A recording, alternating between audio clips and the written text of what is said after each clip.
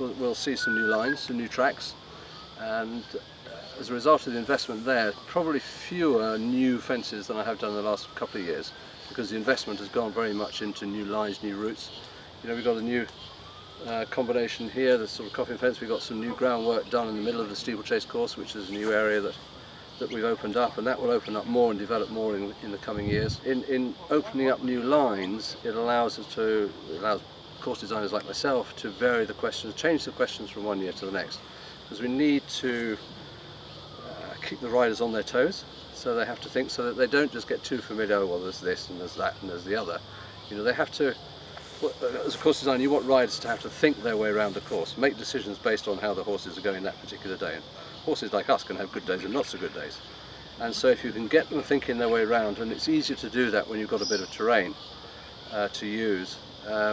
So this year, with these new bits of track that we've opened up and then the new lumps and bumps that we put into the place, hopefully the riders, it will add an extra dimension, and the riders will just have to think a little bit harder, a little bit differently to what they've done for the last couple of years, as to when they're going to use their horses, where they're going to make up ground, where they get a little bit behind the clock, and things like that. So just to get the riders to think.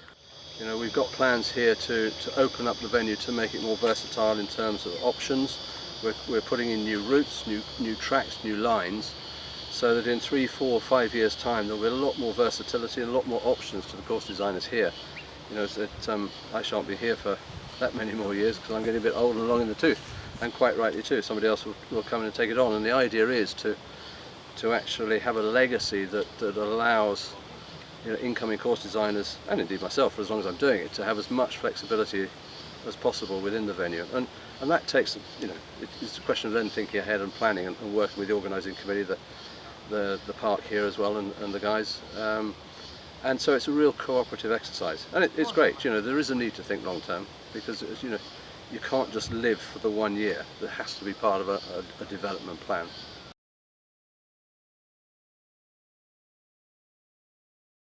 Designing courses from the other side of the world is actually no different to being 20 miles down the road, to be honest.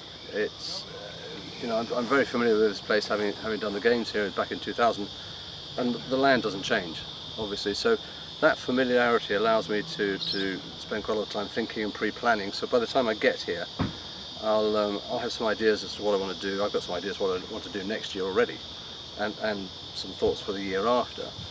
And I can do that from home, being very familiar. People won't, or might be surprised or may not be surprised. The amount of information that I give to Brett, who does the building, is very limited. It's a well-known fact that course designers can't really draw, and so what he gets is sort of bits of paper with some rather poor sketches from me, and we'll go around together and we'll sketch the fences that I want, and then we'll discuss the timber that we're going to use and the siting of the fences, so that Brett is totally comfortable with what the plan is, so that by the time I go, you know, he will be 100% clear as to exactly what the next steps are.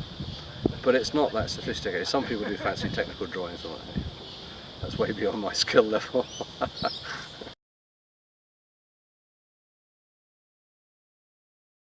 mean, the particular challenges around climate are a key element of designing courses, very mindful of the weather conditions that will prevail or could prevail at the time of the competition. And for example, let's take an obvious example, when I did the games in Hong Kong, we knew the climate there was going to be horrendous, and so the cross-country course was a shorter distance, and you don't have so much spread at the end of the course, and you factor all those sorts of things in, because horses will tire more quickly.